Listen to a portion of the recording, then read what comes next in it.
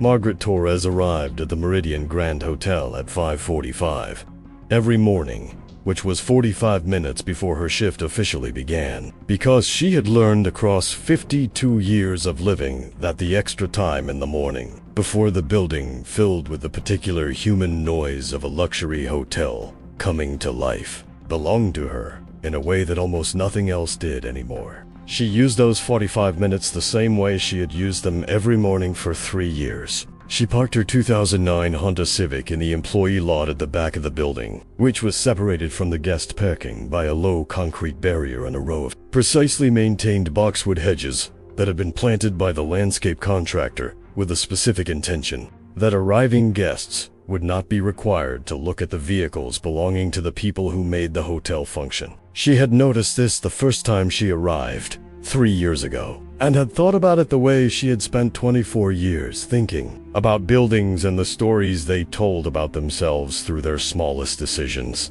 The placement of a hedge, the width of a service corridor, the location of a door. The hedge said something. She had noted it and continued inside. The employee entrance was at the rear of the building, past the loading dock, where the linen service trucks arrived at 6, past the industrial kitchen exhaust vents that released the smell of institutional coffee into the November air, through a door that required a badge and opened into a fluorescent-lit corridor that smelled of industrial cleaner and the particular staleness of a space that existed to move people through rather than to hold them. Margaret walked this corridor every morning and noticed things the way she always had: the hairline crack in the wall near the electrical panel that had appeared in September and had been painted over rather than properly repaired, the condensation marks on the ceiling tile near the linen storage room that indicated a slow water intrusion from the floor above that had not yet been addressed, the slight slope in the corridor floor that directed water toward the loading dock rather than away from it, which was correct and intentional, and the kind of thing that most people never noticed, but that Margaret noticed the way other people notice whether a door handle is warm or cold. She changed in the employee locker room,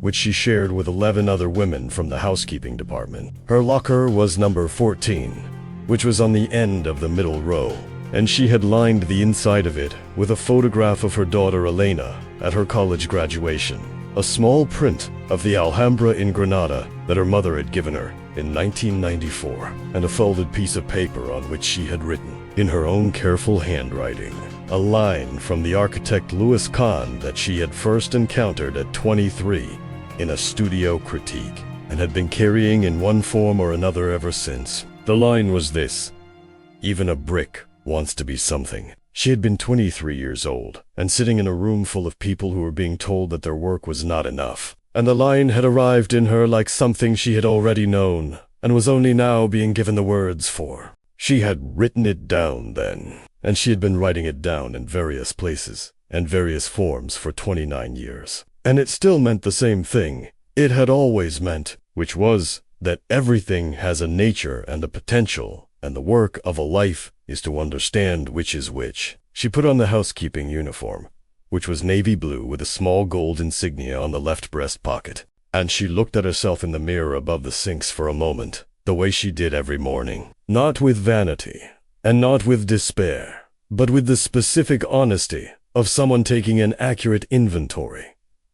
She was 52 years old. Her hair was dark with threads of silver at the temples that she had stopped coloring 18 months ago because the coloring had felt like a performance she was no longer interested in giving. Her hands were her mother's hands, broad and capable, and she kept them clean and short-nailed because the work required it. She had the posture of someone who had been trained to inhabit space with intention, which she had been, and which had not left her even now. 3 years into a life that looked nothing like the life she had trained for. She thought about Elena, who was 24 years old and in her second year of the architecture program at the University of Tennessee, and who called her mother every Sunday evening and talked for an hour about her projects and her professors and the particular exhaustions and revelations of learning something difficult and real. Elena had her mother's eyes and her father's stubbornness, and a capacity for spatial thinking that had been evident when she was 6 years old and rearranging her bedroom furniture with a seriousness that made Margaret's former partner David say that the child had already understood something that most architects spent their careers reaching for. David had said this as a compliment, and Margaret had received it as one. And neither of them had known, in that moment, what the word partner would eventually mean in the context of their professional life together, which was its own kind of architectural lesson about the importance of reading the foundations. Rosa arrived at 6:15 with her coffee in a travel mug that had a small dent in the side from when she had dropped it on the tile floor of a kitchen in August, and decided that a dented travel mug was not a sufficient reason to spend $12 on a new one. Rosa had worked at the Meridian Grand for 12 years, and knew the hotel with the comprehensive intimacy of someone who has cleaned the same spaces in the same order for long enough that the spaces have become an extension of themselves. She knew which rooms had the guest who folded his used towels neatly before leaving them, and which had the family that distributed their belongings across every horizontal surface within 20 minutes of check-in, and which had the business traveler who tipped in cash at the end of the stay with the consistency of a personal policy rather than an afterthought. She knew which ice machine on the 14th floor ran 3 degrees colder than the specifications, and which window in the East Wing ballroom stuck in humidity above 62%, and which of the assistant managers was worth approaching when something needed to be escalated, and which was worth avoiding entirely. She had learned these things the way Margaret had learned buildings, which was by paying attention over time, and it was one of the reasons they had become, over 3 years, something that was more than colleagues, and had no exact name but felt like the closest thing to uncomplicated friendship that either of them had found in a while. "Good morning," Rosa said, not because she required confirmation that it was morning, which was self, but because the saying of it was a small warm thing that cost nothing and gave the beginning of the day a different texture.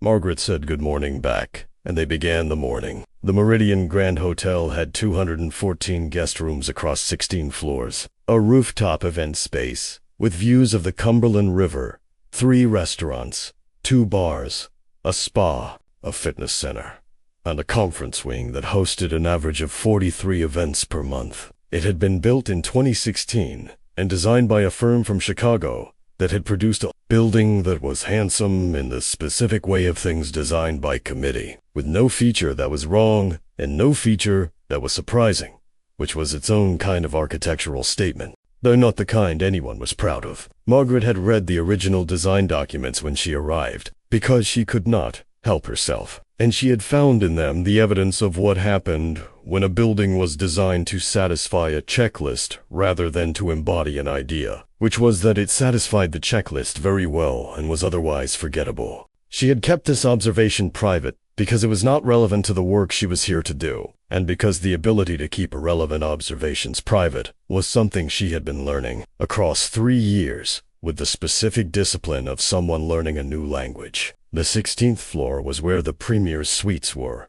6 of them, each with a separate living room, a soaking tub, views of downtown Nashville, and a service standard that required the housekeeping team to enter and exit within a narrow window of time with the precision of a choreographed sequence. Margaret had been assigned to the 16th floor 3 months after she started, which was unusual, because the 16th floor was typically reserved for the staff with the most seniority.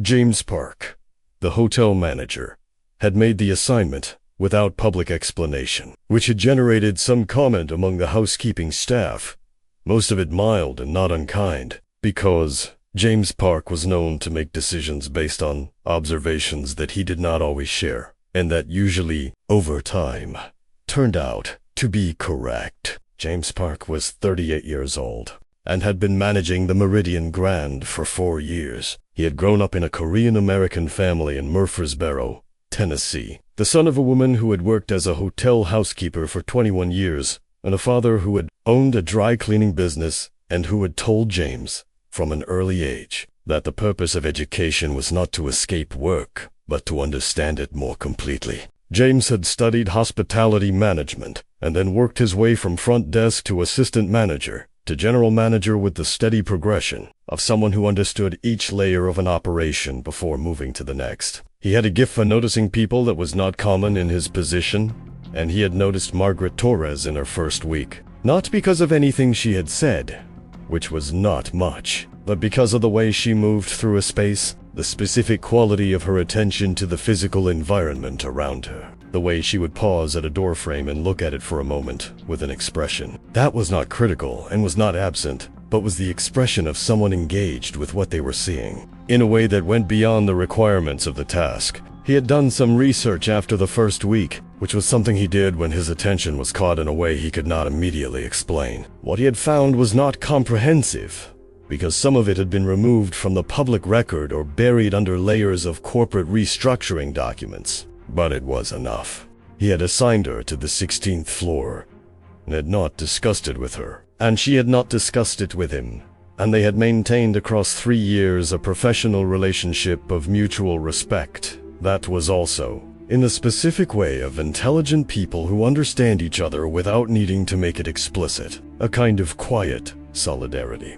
It was on the 16th floor, on a Tuesday morning in November, that Daniel Mercer arrived. He was in Suite 604, which was the largest of the 6 premier suites, a 2-bedroom configuration with a corner living room that had floor-to-ceiling windows on 2 walls and a view of the river that changed color across the day, from silver in the morning to gold in the afternoon, to a deep blue-black after dark. That was one of the genuinely beautiful things about the building. He had arrived the previous evening on a private flight from San Francisco and had been checked in by the night manager with the particular attentiveness that the hotel reserved for guests, whose room rate was in the 4-figure nightly range. His name was in the system with a special notation that indicated he was a VIP, and that his preferences were to be observed without being discussed with him, because he found being asked about his preferences irritating in the specific way of people who have spent long enough having their preferences observed that the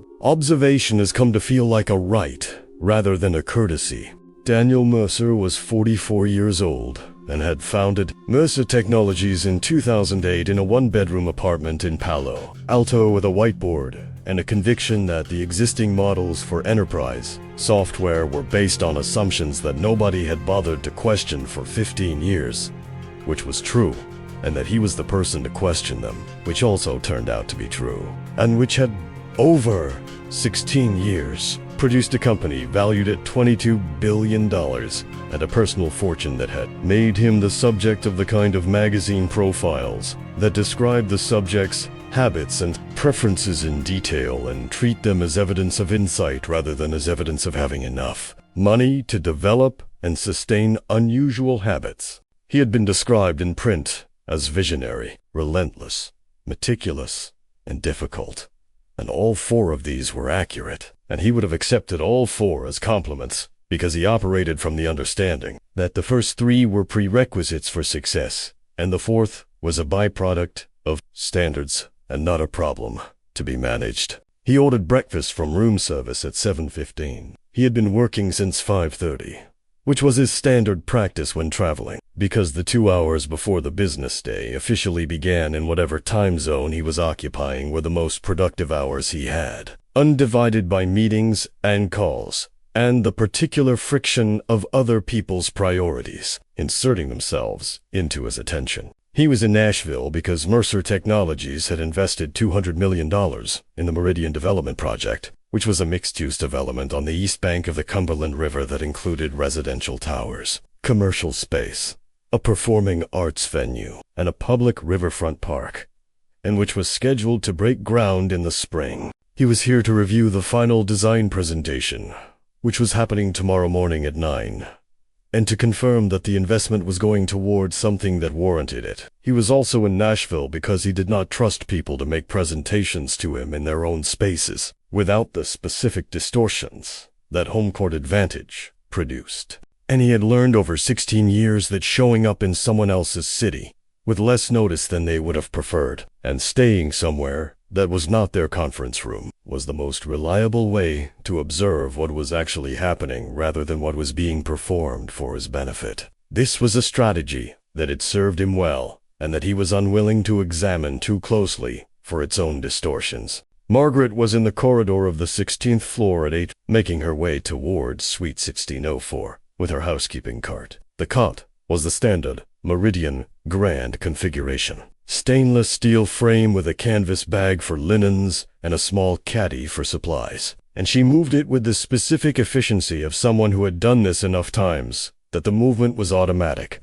which freed her attention for other things. She was thinking about a problem that had been occupying her for the past week, which was not a housekeeping problem. It was a structural problem, a question about the load distribution in a cantilevered section of a building whose plans she had been reviewing at night, at the small desk in the second bedroom of the apartment she shared with no one on Gallatin Avenue, by the light of the desk lamp that had been a birthday gift from Elena 2 years ago. The problem was interesting in the specific way that structural problems in cantilever configurations are interesting, which is that they require you to think about weight and balance and the relationship between what is visible and what is hidden, which is a relationship that Margaret had always found to be the most honest thing about architecture. She knocked on the door of 1604 at 8:17 and said housekeeping in the clear, neutral tone that the job required, and waited. There was no answer, which the do not disturb light above the door would normally have made unnecessary. But the do not disturb light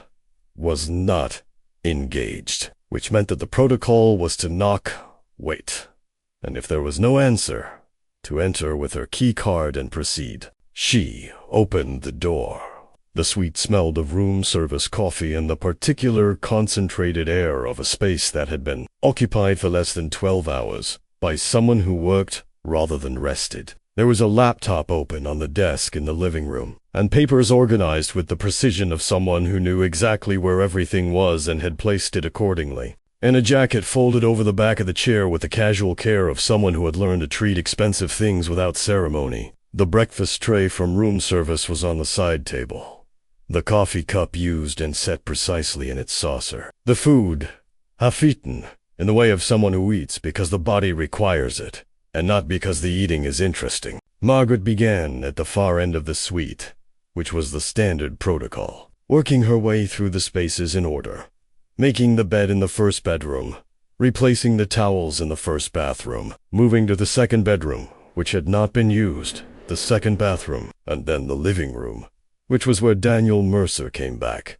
from the ice machine at the end of the corridor. He was in a gray sweater and dark pants, and he had the focused, slightly impassioned energy of someone who has been interrupted by a task as basic as retrieving ice, and is ready to return to something more important. He came through the door and registered Margaret's presence with a single glance and said nothing, which was the standard guest behavior, and she said good morning and continued with the work. He set the ice bucket on the bar counter and opened his laptop and began typing. Margaret was cleaning the living room, straightening the throw pillows on the sofa with the specific care that the 16th floor required, when a cot, which she had positioned at the entrance to the living area, rolled slightly to the right on the sloped hardwood floor, which was the same slight slope she had noticed in every room on this side of the building for 3 years. A 2-degree variance from level that was within the construction tolerance, but at the upper edge of it, and which she had written down once in a small notebook and not done anything further with, because it was not hers to do anything with. The cart rolled in the small caddy on the side, caught the edge of the side table with a sound that was not loud but was specific, the particular sound of metal on wood in a quiet room. Daniel Mercer looked up from his laptop. "Can you do that somewhere else?" he said. The tone was not angry. It was the tone of someone removing an obstacle from their environment with the minimum necessary communication. He returned to the laptop. Margaret said she was sorry and repositioned the cot, and continued. 3 minutes later, she was changing the liner in the wastebasket near the desk, which required her to pass within 2 feet of where he was sitting. And he looked up again, and this time the impatience had advanced from its initial position. "Is this going to take much longer?" he said. "I have about 10 minutes remaining," Margaret said. He looked at her with the specific look of someone recalibrating the distance between what they have said and what response they have received, and finding the distance larger than expected. "I have a call in 8 minutes, he said, as though this were a piece of information that would cause the 10 minutes to become 8, or the 8 minutes to become 10. "I can come back," Margaret said. "I don't want you to come back," he said. "I want you to be done." She said nothing. She continued working. She was replacing the amenities in the bathroom, which was the last task, when she heard him on the phone, the voice carrying easily through the suite, in the way that voices carry in spaces where the acoustics have been designed for elegance rather than privacy. He was talking about the development project. She could hear it without trying to, the way you hear things in rooms when the rooms are quiet enough. He was talking about the design presentation tomorrow, and about whether the firm that had been brought in to replace the original architect was up to the work. And his voice had the particular tone of someone managing an investment, with the full attention of someone for whom $200 million is a meaningful number, rather than a theoretical one. She heard the name of the project. She came out of the bathroom with the amenity caddy and stopped at the bathroom doorway. Not visibly. Not in a way that would have been observable to anyone watching, but stopped in the interior sense of someone who has heard something that reorganizes the information they were already holding. She had known, in a general way, that the Meridian Development Project was happening. She had known the firm that had been selected to lead it. She had not known, until this moment, that Daniel Mercer's company was the primary investor. She continued to the cart. She was loading the used linens into the canvas bag when he ended the call and turned to look at her with an expression that had arrived at a different place than the one he had started with. "What are you still doing here?" he said. "Just finishing," Margaret said. "I thought you said 10 minutes. She looked at the time. It had been 9 minutes. She said that she was almost done. He looked at her with the look of someone who has found a thing out of place and is deciding what to do about it. He was not a man who raised his voice, which would have been a loss of precision, and he was not a man who was deliberately unkind, which would have required him to care more about her response than he did. He was a man who had a call in 3 minutes and a presentation tomorrow that represented $200 million of other people's money in addition to a significant portion of his own, and who had been in this suite for less than 14 hours and had already been interrupted twice by someone whose job was to be He picked up the phone on the side table. "I need housekeeping management," he said to whoever answered. "Suite 1604. I need someone to come and resolve a service issue." Margaret finished loading the linens. She put the amenity caddy on the cart. She straightened the towel she had folded on the bathroom rail through the open door. She positioned the cart at the suite entrance, which was where it needed to be.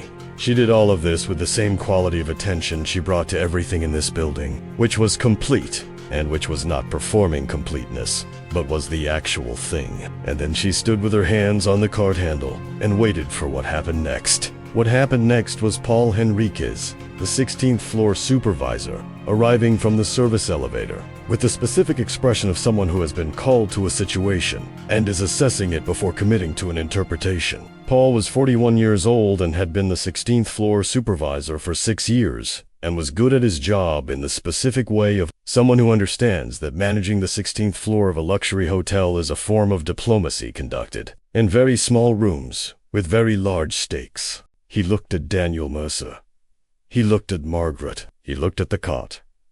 "Mr. Mercer," he said, "I understand there was a concern. This person has been in my suite for 15 minutes.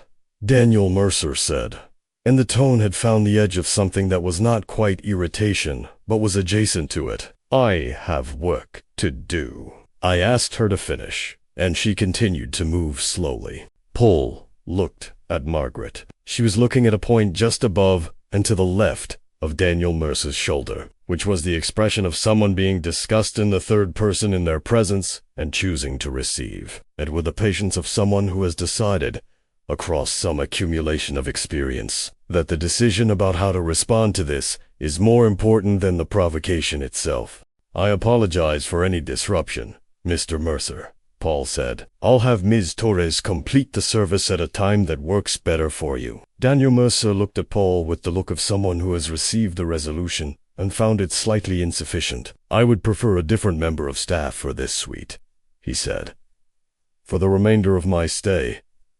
"Of course," Paul said. "We'll make that arrangement." Margaret moved the cart into the corridor. The elevator door closed behind Paul, and she stood with the cart in the service corridor for a moment. The fluorescent lights steady above her.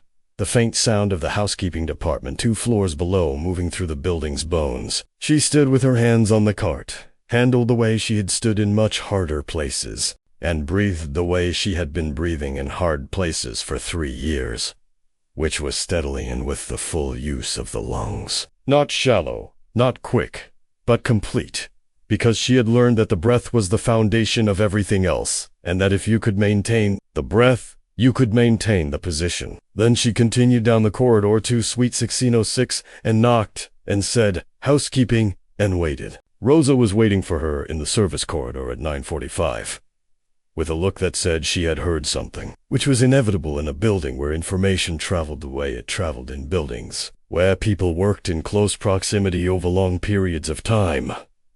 "You okay?" Rosa said. "I'm fine," Margaret said. Rosa looked at her with the look of someone who was accepting the answer, while reserving the right to return to the question. She handed Margaret the second half of a granola bar, which was her standard response to situations that she could not otherwise address, and Margaret accepted it. And they continued with the morning. James Park found Margaret in the linen storage room at 11:15. He came in with the quiet competence of someone who knows where to find people in a building and how to arrive, without making it an event. He closed the door, which was a small thing that meant something. "I heard about 1604, he said. Margaret said yes without elaborating, because elaboration was not what was being asked for. "I've moved Marcus to that suite for the remainder of the stay," James said. 3 more nights. "That's fine," Margaret said. He looked at her for a moment with the look he sometimes had that she recognized from the early weeks. The look of someone who has a thing they want to say and is deciding whether this is the right moment. He seemed to decide that it was not, or perhaps that the moment would come in its own time, and pushing it would not make it arrive sooner. "I'll need you on the Harrington events setup this afternoon," he said. "The 15th floor boardroom." Margaret said of course, and he left, and she continued sorting the linens by room number, the way she always did, because the sorting was the work, and the work was the thing that held the shape of the day, and holding the shape of the day was the thing that held everything else. The Harrington event was a private dinner for 12 people in the 15th floor boardroom, which was one of the more interesting spaces in the Meridian Grand. Not because it was beautiful, which it was in the competent way of a room designed to impress without distraction, but because it had a feature that the designers had included almost as an afterthought: a long, narrow window set just below the ceiling on the east wall that caught the afternoon light at a specific angle between 3 and 4 o'clock and threw it across the ceiling in a way that was genuinely extraordinary. A moving line of gold that changed the character of the entire room for 45 minutes each afternoon and then was gone. Margaret had noticed this on her first week and had come back 3 times to verify that it was consistent, and it was. And she had made a note of it in the small notebook she kept in her locker, and then she had thought about why no one who designed the room seemed to have intended it, and then she had thought about what it meant to produce something beautiful by accident, which was its own kind of question. She was setting the table in the boardroom, which involved 16 pieces per place setting, and a specific sequence that James had trained her on in her first month, because the boardroom events were not standard banquet setups, but were customized to the specifications of each client. When a phone buzzed with a message from a number she recognized, the number belonged to Vivian Cross. Vivian Cross was 50 years old and the founding partner of Cross & Associates Architecture, which was a firm with offices in Nashville and Atlanta, in Washington, D.C., and a portfolio that included a regional museum in Chattanooga that had been shortlisted for the AIA Honor Award, a performing arts center in Nashville that had been described by a critic in Architectural Record as the most honest building built in the American South in a decade, and a residential neighborhood development in Atlanta that had been used as a case study in sustainable community design by 3 separate graduate programs. Vivian was a woman who had spent 26 years building a practice on the conviction that architecture was a form of civic responsibility, and that every building was an argument about what a community believed it was worth. And she had built that practice with a rigor and a patience that had produced something real and lasting and known. She had also spent 3 years being the only person in the professional world who knew where Margaret Torres was, and what she was doing and why. And she had kept this knowledge private with the loyalty of someone who understood that loyalty was not a sentiment but a practice, and that the practice required sustained effort in the specific way of all things worth maintaining. The message said, "Call me when you can. It's about tomorrow." Margaret read the message and put the phone in her pocket and continued with the place settings. She finished the table and checked it against the setup sheet and made 2 small adjustments, and then went to the service phone near the door and let the floor supervisor know the boardroom was ready. Then she found a quiet corner in the service corridor near the window that looked out on the alley behind the building, where the afternoon light was doing something complicated with the brick wall of the adjacent building, and she called Vivian. Vivian answered immediately, which was how she always answered, as though she had been waiting for exactly this call, at exactly this moment, which was one of the things about her that Margaret had always found remarkable and a little bit implausible.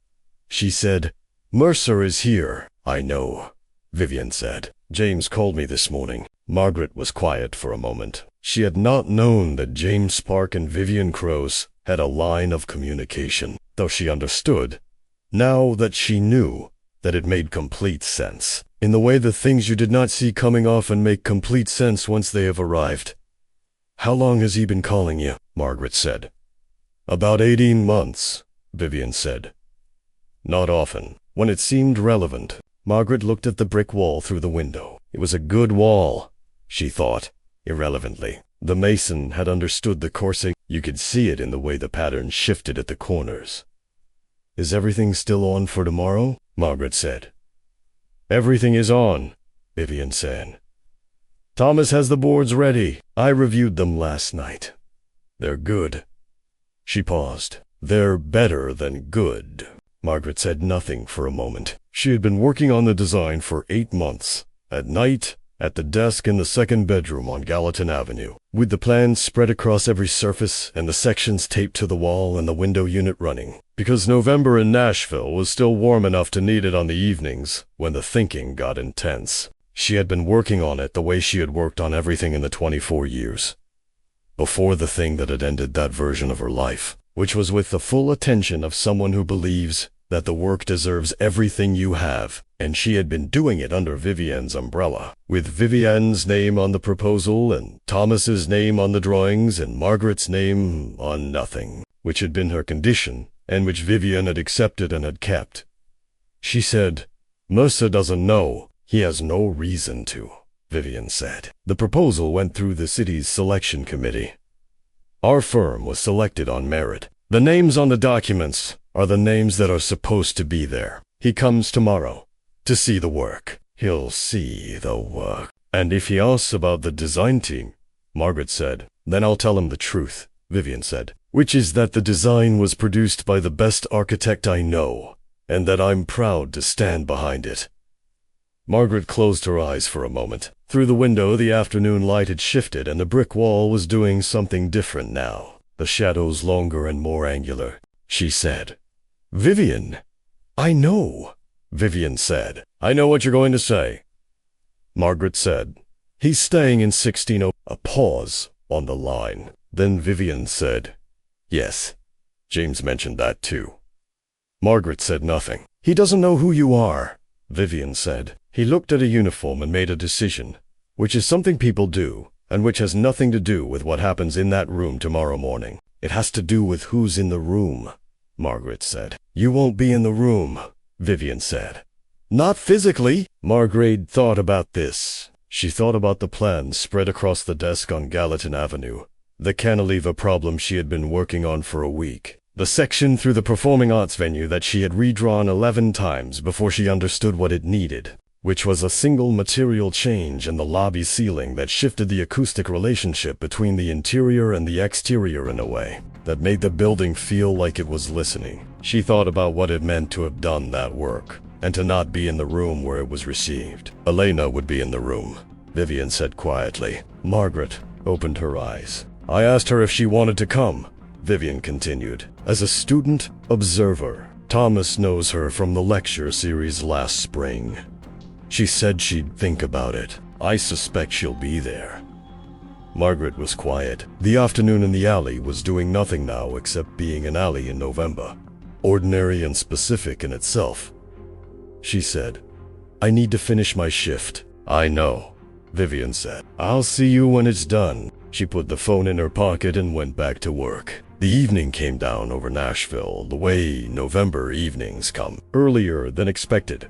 The light shortening its ambitions in the way of a person who has revised their plans. Margaret finished her shift at 3:30 and changed in the locker room and said goodbye to Rosa, who was on until 5, and was eating a sandwich at the break room table with the specific contentment of someone who has gotten to the part of the day they were looking forward to. She drove home along Gallatin Avenue with the radio off because she needed the quiet. The apartment was on the 3rd floor of a building that had been built in the 90s and updated in the 90s in ways that had addressed the most urgent problems, while leaving the building's essential character intact, which Margaret had always found to be a reasonable outcome and which said something about whoever had made those decisions. Her apartment had a kitchen that was small, but organized with a precision that made it function larger, a living room with a window that caught the morning light in a way she had been grateful for every morning for 3 years, and the second bedroom that had become the room where the work happened. She went to the second bedroom immediately. She did not change her clothes. She sat at the desk and looked at the plans for a while. Not working, just looking. The way you look at something you have spent a long time with, and that has become sufficiently familiar that you can see it clearly, which is a different kind of seeing than the seeing of the first encounter, but in some ways more valuable. The design was good. She knew this with the specific knowledge of someone who has spent enough time with her own work to be honest about it, which is a harder thing to achieve than it sounds, because it requires the ability to separate the work from the person who made it, which is something that architecture, more than most forms of making, resists. Because architecture is always made in a specific place for specific people by someone with a specific set of convictions. And those specifics are inside the work the way bones are inside a body. She had learned across 24 years to look at her own work as though it had been made by someone else, which was the only way to see it clearly. And what she saw when she did this was a building that understood what it was for. The performing arts venue sat at the center of the development, like the thing the development had been organized around, which was what she had argued in the very first sketches 8 months ago, which Vivian had agreed with immediately, and which the selection committee had responded to in their feedback with language that suggested they had been hoping someone would say it without being quite sure anyone would. The venue was not large by the standards of the city's existing performance spaces, but it was not trying to be large. It was trying to be present, to be a building that belonged to the neighborhood it was being built in, rather than being placed on top of it, which was the difference between a building that was a monument and a building that was a home. And it was a difference that Margaret had been thinking about for 24 years, and that she had never been more certain of than now. After 3 years of living in the parts of a city that the monuments ignore, she worked until midnight. She solved the cantilever problem, which turned out to require not a structural change, but a material one. A shift from the specified concrete to a composite panel that distributed the load differently and had the added consequence of creating a shadow pattern on the plaza below that changed across the day in a way that was beautiful and that she had not planned. She wrote a note about the shadow pattern in the margin of the section drawing in her small, tight handwriting for Thomas, who would understand what it meant and what to do with it. She went to bed at 12:30. She woke at 5. She lay in the dark for a moment and thought about Daniel Mercer and who was in Nashville because $200 million was at stake, who had looked at a navy blue uniform and made a decision that he had communicated to Paul Henriques without ceremony or doubt, who was going to walk into a conference room at 9 o'clock this morning and look at work that she had spent 8 months making and that bore no name he would recognize, and who would make another decision. And she lay in the dark and thought about what that decision would be and what it would mean and what she would do with whatever it turned out to be. Then she got up. She put on coffee. She looked at the plans one more time. The full set. The way you read something you have written before you send it, not looking for mistakes, because the time for finding mistakes was over, but looking for the whole of it, the shape and the intention and the thing that made it what it was, rather than something else. She looked at it for 20 minutes and then she rolled the drawings carefully and put them in the tube in the corner of the room, which was where they had lived for 8 months, and she went to make breakfast. At 7:15, she called Elena. Elena answered on the second ring with the voice of someone who had been awake for a while. because Elena was her mother's daughter and woke early and used the early hours for the same reasons. Mom. She said it the way she always said it, with the specific warmth of someone for whom the word has never lost its weight. Are you going? Margaret said. A pause. Yes, Elena said. I'm going. Okay, Margaret said.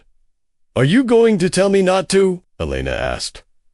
Margaret thought about this. She thought about a 24-year-old woman in an architecture program who was her mother's daughter and who had her mother's eyes and her father's stubbornness, and who had known for 2 years what her mother was doing and why, and who had kept this knowledge with the same loyalty that Vivian kept it. Not because she had been asked to, but because she understood why it mattered and what it meant and what was at stake. No, Margaret said. I'm not going to tell you not to. Elena was quiet for a moment. Then she said, Mom, the work is good. I've seen it. It's really good, Margaret said. I know. Then she said, be honest in there. If it has a problem, say so. Elena laughed, a specific laugh that had been her mother's voice once, a long time ago, in a different kind of morning. I know, Mom. I know how to be in a room. Yes, Margaret said. You do. She hung up and finished her coffee and put on her uniform and drove to the Meridian Grand. She arrived at 5:45. The building was the same building it was every morning, its hedges maintaining their diplomatic function, its service entrance receiving her badge with the same small green light, its fluorescent corridor delivering her to the locker room where number 14 waited with the Alhambra, and the line from Cannes, and the photograph of Elena at graduation. She changed and said good morning to Rosa, and began the day. She did not go near the 16th floor. Marcus had. This was correct, and she did not resist it, because resistance to what is correct is its own kind of problem. She was on the 11th floor at 9:03, which is when the presentation in the conference room on the 3rd floor would have been beginning, and she knew this without looking at her phone. The way you know, the time when you have been thinking about a specific moment across a long night. She was changing the sheets in 11:12, and she thought about Vivian standing at the front of the room, which was where Vivian always stood, with the specific authority of someone who has earned the right to that position and knows it. And she thought about Thomas with the presentation boards, which were large format prints of the drawings that she had made at the desk on Gallatin Avenue. And she thought about Daniel Mercer sitting across the table from those drawings and seeing them for the first time. She thought about what he would see. He would see, first, the site plan, which showed the development and its relationship to the river and the neighborhood and the existing urban fabric, and which argued in its organization that the best thing a development of this scale could do was to not impose its own logic on the neighborhood, but to understand and extend the logic that was already there. She had spent 3 weeks on the site analysis before she touched a design element, walking the neighborhood in the evenings after her shift, photographing the way light moved through the streets, measuring the dimensions of the existing public spaces, talking to Rosa, who had grown up 6 blocks from the site, and who understood the place in the way that people understand the places that formed them. He would see the performing arts venue, which was where the design argument was made most completely. The way a building argued for a particular understanding of what public space was for and who it was for, and what it asked of the people who used it. She had designed it without a formal lobby in the conventional sense, because the conventional lobby was a threshold that announced itself as a threshold, as a place where you left the city and entered the building. And she had wanted the opposite of this, a building that invited the city inside, rather than asking the city to wait at the door. The entrance was a continuation of the plaza, which was a continuation of the street, which was a continuation of the neighborhood. And the inside and the outside were in a conversation that was not hierarchical, that did not insist that one was more important or more real than the other. He would see the residential component, which was organized around a series of shared courtyards that were not private amenities, but genuinely public spaces connected to the street grid, because she had spent 3 years watching people navigate the space between public and private, in a city that, like most American cities, had allowed the private to encroach on the public until the public was a series of residual spaces between the things that mattered.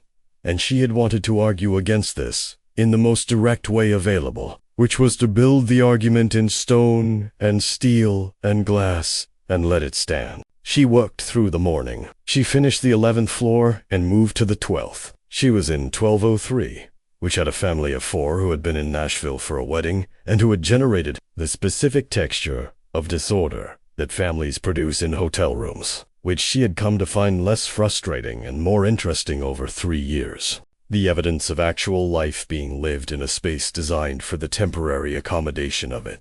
When her phone buzzed, it was Vivian. The message said, "He wants to meet the lead designer. Today, can you come at 2?" Margaret read the message. She read it again. She put the phone in her pocket and made the bed in 1203 with the precision that the 16th floor required, but that she brought to every room because the precision was not for the guest. It was for the work, and the work deserved it regardless of who was receiving it. She texted back, "I'll be there." She did not tell Rosa.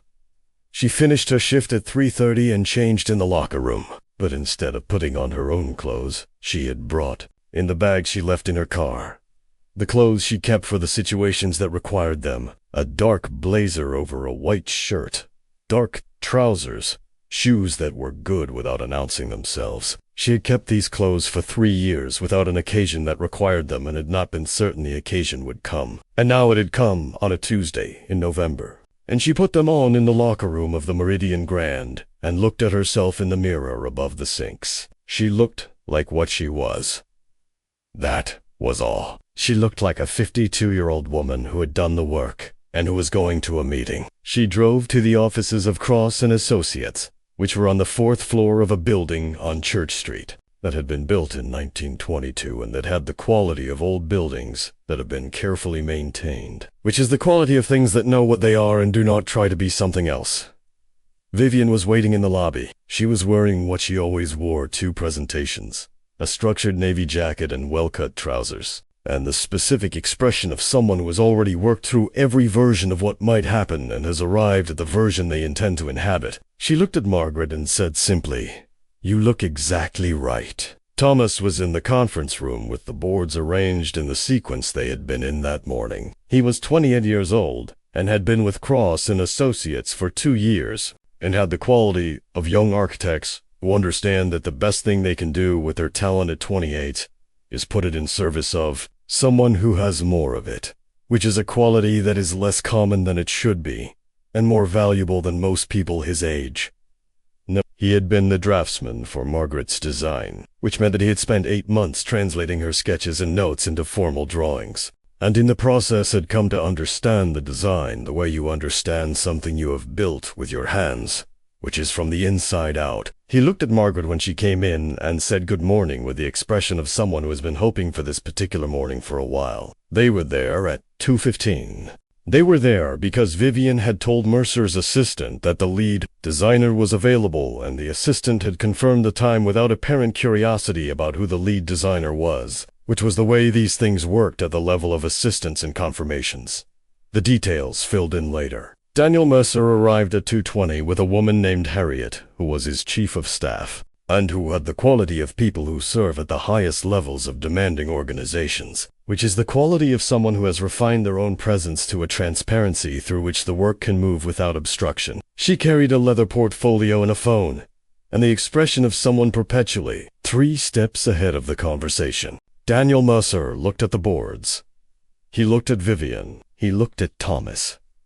He looked at Margaret. He looked at Margaret for a moment, longer than the others. There was nothing in his face that indicated recognition. She was wearing different clothes and standing in a different building with a different name about to be applied to her. And he had looked at her for a total of perhaps 40 seconds across 3 interactions in Suite 6, which is not enough time to build the kind of memory that produces recognition. He looked at her the way you look at someone you are meeting for the first time, which is with a calculation of first impressions, and his calculations settled into whatever it settled into, and he turned to the boards. Vivian introduced the team. She said, "This is Margaret Torres, who is the lead designer on the project." Daniel Mercer extended his hand. Margaret shook it. "Ms. Torres," he said. He had the handshake of someone who had shaken a great many hands, and who had concluded that the handshake itself was not informative, and was therefore to be completed efficiently, she said. Mr. Mercer. He turned to the boards. She had spent 8 months making what was on those boards, and she had stood in front of presentations many times across 24 years, and she had never, in any of those presentations, felt what she felt now, which was not nervousness, and was not pride, and was not the specific performance anxiety of someone hoping to be, well, what she felt was the peculiar calm of someone who has already done the thing, and is now watching it exist in the world independently of them, which is the feeling that architecture eventually produces if you have done the work honestly, because the building does not need you after a certain point. It needs the people who are going to use it, and your job is to make it ready for them. He was quiet for the first several minutes. He looked at the site plan. He looked at the section through the venue. He looked at the residential courtyards. He asked Thomas a technical question about the structural system in the cantilevered section, which Thomas answered with the precision of someone who has drawn that system many times and understands it at the level of the individual components. And then he looked at Margaret and said, "Tell me about the lobby."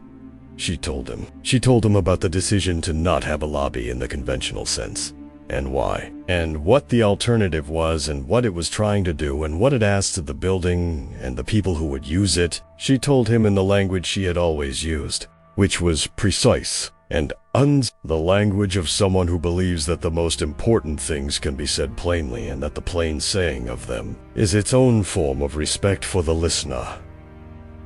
He listened. He asked a question about the plaza surface material. She answered. He asked a question about the acoustic performance of the venue ceiling. She answered. He asked a question about the shadow analysis for the residential courtyard in winter, which was the question she had not been asked in any of the selection committee presentations, the question that reached into the part of the work that had required the most from her. The analysis she had done at 2 in the morning in November with a light modeling program on her laptop. She answered the question completely. She showed him the shadow study. She showed him what happened to the courtyard in December, which was the worst case, and why it was still usable and still inhabitable and still, even in December, a space that invited the body rather than repelling it. He was quiet for a moment. "This is good work," he said. He said it the way people say things that they mean without embellishment, the way precise people say things that are true, with the weight of the truth in them and nothing added. "Thank you," Margaret said. He looked at the board for another moment. Then he said, "I want to ask you something," and his voice had shifted slightly into the register of someone who is about to ask a question that is not on the prepared agenda. "Of course," Margaret said. He said, "The design argument you're making. About the lobby, about the relationship between the interior and the exterior." He paused. "It's not a common argument. Most developments of this scale argue the opposite. They create enclosure. They create distinction between inside and outside. You're arguing for a permeability." "Yes," Margaret said. "Why?" She looked at him. She looked at him. She thought about the 3 years of walking to work through the neighborhoods of Nashville and learning them, the way she had learned buildings, from the inside. From the experience of inhabiting them rather than analyzing them. From Rose's stories about growing up 6 blocks from the site and what the neighborhood had been and what it had lost and what it still had and what it needed. Not what it needed in the language of development proposals, but what it needed in the language of actual human life, being lived in actual space, she said. Because the people who are going to use this building already have a city. They don't need a building that asks them to leave the city in order to enter it. They need a building that is part of the city they already have. He held her gaze for a moment. It was the kind of look that she recognized from 24 years of working in rooms where decisions were made. The look of someone who is deciding whether what they have heard is what they think it is. He said, "How long have you been an architect?" She said, 27 years. He said, "Where did you practice before Cross and Associates?" There was a moment. It was not long, perhaps 3 seconds, but it had a specific quality. Vivian spoke from across the room. "Margaret led her own practice for 24 years before joining our firm," she said. "The work is her own." He looked at Vivian. He looked at Thomas. He looked at Margaret. Something was happening in his face. That was not recognition of the hotel, but was recognition of something else. The specific recognition of a person who has asked a question and received an answer that has more in it than the surface of the answer. He said, "What practice?" The room was quiet in the way rooms are quiet when everyone in them knows that the next thing is a threshold. Torres Architecture, Margaret said. Based in Nashville. Established in 2001. Closed in 2020. He said nothing for a moment. Then he said, "I know that name." The Torres Building in Germantown, Vivian said. The Riverside Community Center. The Donaldson Library expansion. She listed 3 more. She listed them in the tone of someone reading a record that speaks for itself. Something moved across Daniel Mercer's face. Not guilt. Not quite. Because guilt requires a specific knowledge of what has been done, and he did not yet have that knowledge fully, but the beginning of something. The beginning of a recalculation, he said. What happened in 2020?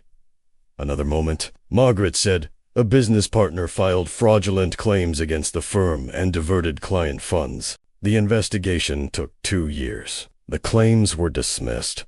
The firm did not survive the investigation. He was very still, he said. And after that, she said, I found other work. He looked at her. She looked back at him with the specific directness of someone who has decided that this is the moment and that she is going to inhabit it completely, without hedging, without performing either resentment or forgiveness, because neither of those were the point. The point was the work on the boards behind him, which was good and which was hers, and which was going to be built or not going to be built based on a decision that he was going to make in this room, he said. What other work? She said. I've been working at the Meridian Grand. Housekeeping. The room held the specific silence of a thing that has just been placed on a table that changes everything else on the table. Harriet, his chief of staff, had been looking at her phone. She stopped looking at her phone. Thomas looked at the boards. Vivian looked at nothing in particular with the expression of someone who has arrived at a moment they have been preparing for, and is allowing it to be what it is. Daniel Mercer looked at Margaret Torres, he said. The Meridian Grand. Suite 1604. She said yes. He was quiet. She watched him process what he was processing, which was a quantity of information that required a specific kind of mental work. The work of reconciling a category you have placed someone in with the evidence that the category was wrong, which is different from and harder than simply receiving new information, because it requires the acknowledgement that the original categorization was itself an act, something you did, not something that simply happened, he said. I had you removed from my suite this morning. She said yes. He said nothing for a moment. Then he said, I'm sorry for that. She looked at him. He said it plainly. The way he had said this is good work, with the weight of the thing in it and nothing added. She said, I appreciate that. He turned and looked at the boards again. He looked at them for a long time, longer than he had looked at them before, and she could see something different in the quality of his attention, which was the quality of attention that comes when you are looking at something, and you also know something about the person who made it. When the work and the maker are present in the room together and you can feel the relationship between them in a way that is different from encountering the work alone, he said. I want to move forward with this design, Vivian said. I'm glad to hear that, he said, without modifications. She said, we appreciate that too. He turned to Margaret. He said, I'd like to understand what the next phase looks like and who's going to be in the room for it. Margaret said, I'll be in the room. He nodded. He said, good. He and Harriet left 15 minutes later, after a conversation about the timeline and the next review cycle that was conducted in the professional register of people confirming a decision that has already been made when they were gone. Vivian sat down in one of the conference chairs with the expression of someone whose body has decided that it would like a moment, and Thomas put his hands flat on the table and let out a breath that was longer than any breath he had taken in the past 3 hours. Margaret stood at the boards and looked at the work. She looked at the site plan and the section through the venue and the residential courtyards and the winter shadow study. She looked at it the way she had looked at it in the second bedroom on Gallatin Avenue, not looking for mistakes, because the time for mistakes was over, but looking for the whole of it, the shape and the intention and the thing that made it what it was rather than something else. It was good. She had known it was good. The knowing had not required his confirmation, but the confirmation was real, and she received it with the specific honesty of someone who understands the difference between needing something and being glad to have it. Thomas said, "Margaret," he said it quietly, "the way you say something when the room is still in a certain kind of silence that you do not want to fully break," he said. "I want to ask you something, and I hope it's all right." She said, "Go ahead," he said. "When you were in there, when he was looking at the boards and asking the questions, were you afraid?" She thought about this, honestly. She thought about the morning in the corridor of the 16th floor with the cart, and the sound of the cart catching the edge of the side table, and the specific tone in Daniel Mercer's voice when he said, "Is this going to take much longer?" And she thought about Paul Henriquez, with his diplomatic face, and James Park in the linen room, and Rosa with the second half of a granola bar in the second bedroom on Gallatin Avenue at midnight, with a plan spread across every surface. She said, "No. Not afraid." He said, "What then?" She said, "Ready?" Thomas nodded. He looked at the boards. He said, "I've been working on drawings for 2 years, and I don't think I've worked on anything that came from someone who understood what a building is, for as well as you do. I just wanted to say that." She looked at him. 28 years old, she thought. She had been 28 once, in a studio in Nashville, with a drafting table, and a conviction that was not yet tested. She had been 28, with exactly what he had, which was the beginning, the very beginning, of understanding what the work required. She said, "You're going to be very good at this." He smiled. It was the smile of someone who knows they have a long way to go, and who is glad about it. James Park was in the lobby of her building when she got home. He was sitting in one of the chairs near the mailboxes, with his jacket over his arm and the expression of someone who has come somewhere and is not entirely sure they have made the right decision. He stood when he saw her. She said, "James." He said, "I hope this is all right. I have your address from your employment file." He paused. "I know that's a strange thing to use." "It's all right," she said. He said, "I heard from Vivian. She called me after the meeting." He paused again. He had the expression of someone who is choosing between several things they want to say and is not certain which is the right one. "I want to tell you something," he said, "about why I called Vivian 18 months ago." She waited. He said, "My mother worked in housekeeping for 21 years. Different hotel, different city. She was good at her job, which I know because I watched her do it for 21 years, and because she taught me everything I know about what a hotel actually is, which is not what the guests think it is." He paused. "When you came to work at the Meridian Grand 3 years ago, I did some research. Not because I was suspicious of anything, because I noticed something in the way you moved through the building, and I knew what that was, and I wanted to understand it." She looked at him. He said, "What you did tonight, what you've been doing for 3 years." He stopped. He seemed to find that he did not have the specific words for it, which was unusual for him, because he was a careful speaker. He said, "I just want you to know that you should be in the room tomorrow. For whatever comes next," she said, "I know. I'm going to be." He nodded. He said, "Good." He put his jacket on and said, "Good evening," and walked out of the lobby into the November night, which was cold now, properly cold in the way that Nashville evenings in November eventually become. She went upstairs. Elena called at 8:15. She said, "Mom?" Her voice had the specific quality it had when she had been through something that she was still processing, the voice of someone who is on the other side of an experience and is not yet sure what it means. Margaret said, "Tell me," Elena said. "The work is extraordinary." She said it simply, the way Margaret had taught her to say things that were true, without embellishment, because the truth didn't need it. She said, "The venue, the lobby, the way it relates to the street. I've been in studio for 2 years and I've never seen anyone argue for a building the way you argue for that building. Like the building and the people who are going to use it are already in a conversation. Margaret said nothing for a moment. She was sitting at the desk in the second bedroom with the plans on the table in front of her, the same plans. And the November night was outside the window. And the desk lamp Elena had given her 2 birthdays ago was making its small circle of light. She said, "That's what I wanted it to be," Elena said. "I know." She paused. "Were you scared?" The same question Thomas had asked. She thought about it again the same way. "Honestly," she said, "no. I knew the work. That was enough." Elena was quiet for a moment. Then she said, "Mom, I want to do what you do.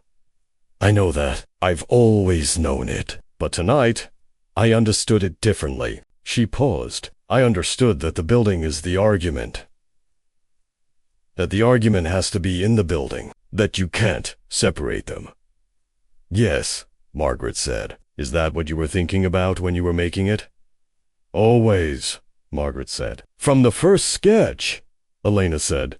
"Okay." She said it in the way of someone who has understood something and is filing it in the place where she keeps the things she intends to build her life around. They talked for another hour. They talked about the cantilevered section and the acoustic ceiling and the shadow study and the way the plaza met the street. And they talked about Elena's current studio project, which was a small community library in a neighborhood not unlike the one where Margaret's development was going to be built. And Margaret listened to her daughter's description of the problem and asked 2 questions and listened to the answers and asked 1 more. And by the end of the conversation, Elena had arrived at an approach to the problem that was better than the one she had started with. And she knew it. And she said, "I don't know how you do that." Margaret said, "I listen." Elena laughed. "Good night, Mom."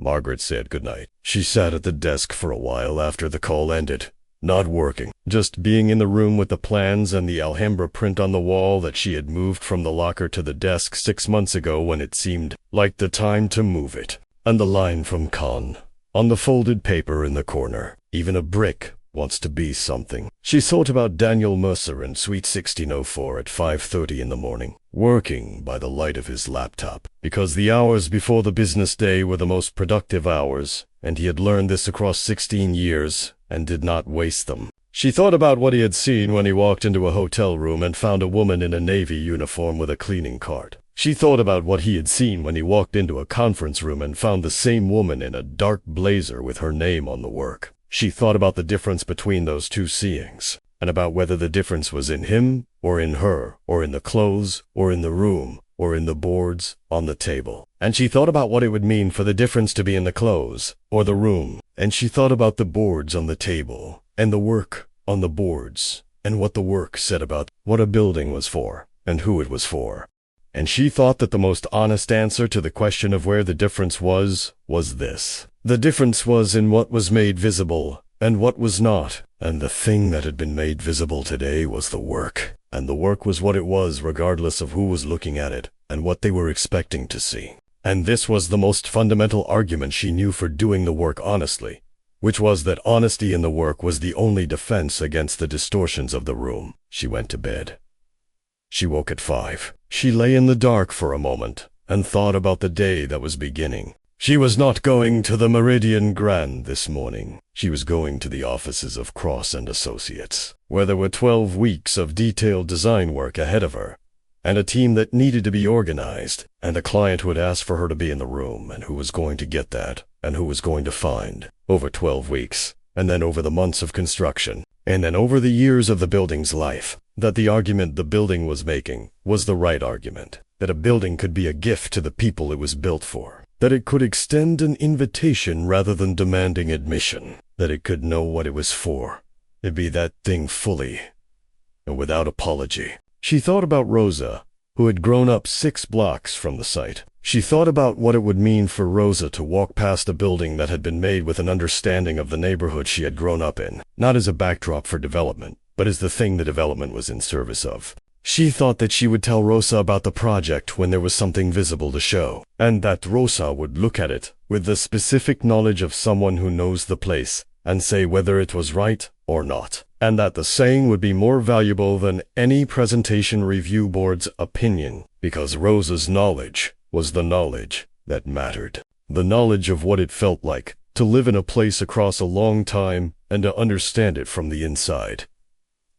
She got up. She made coffee. She looked at the plans one last time in the morning light, and then she rolled them and put them in the tube, because the tube was going with her to Church Street, and the plans were going onto a proper table in a proper studio, and the work was entering its next phase, which was the phase where it stopped being hers alone and started being what it was always going to be eventually, which was a building, a real building, in a real place, for real people. The argument made permanent in steel and glass and stone, the thing that had wanted to be something finally becoming it. She put on the dark blazer. She picked up the tube. She went out into the November morning, which was cold and clear and very still. The kind of morning that holds itself with a particular quietness before the day asserts itself. And she drove along Gallatin Avenue toward Church Street, and the city came up around her, as it always did. Ordinary and specific and full of the particular human activity of people going to the work that holds the day together. And she drove through it and felt it as she had been feeling it for 3 years, from the inside, from the experience of being part of it, rather than above it. And she thought that this was the most important thing the 3 years had given her, which was the understanding of what it felt like to be in the city rather than designing for it from a remove. And that this understanding was in the building, on the boards, in the tube in the backseat, in every decision she had made about where the inside met the outside and what the threshold asked of the person crossing it. She parked on Church Street. She carried the tube upstairs to the 4th floor. Thomas was already there with the coffee. He looked up when she came in with the expression of someone who has been waiting and is glad the waiting is over. The expression of someone at the beginning of real work. She put the tube on the table. She took out the plans. She spread them across the surface and stood back and looked at the whole of it. It was good. It had always been good. It was ready now for what came next, which was the people who were going to build it and the people who were going to use it, and the decades of a building's life that neither the architect nor the client nor the investor could fully anticipate. The decades during which the building would become what it was going to be, which was what it had always been trying to be, which was a place that belonged to the people who needed it. She picked up her pencil. She began. If this story stayed with you, if it reminded you that what a person carries has nothing to do with where they are carrying it, share it with someone today. Share it with someone who is doing the work in a room where the room does not yet know what the work is worth. Subscribe to this channel because there is another story waiting, and I promise you it is worth your time. Thank you for being here. I will see you in the next one.